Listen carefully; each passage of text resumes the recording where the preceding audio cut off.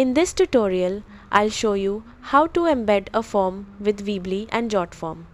Open your browser and go to weebly.com, then log in to your account. From your dashboard, select your website and click Edit Site to open the editor. Now open Jotform in a new tab and go to the form you want to embed.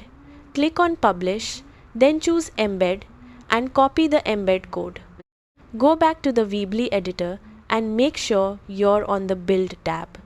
On the left side, find the embed code element. If you don't see it, click Show All Elements. Drag the embed code element onto your page where you want the form to appear. Click on the element, select Edit Custom HTML and paste the code you copied from Jotform. Click outside the box to apply the changes. When you're done, click Publish to make it live.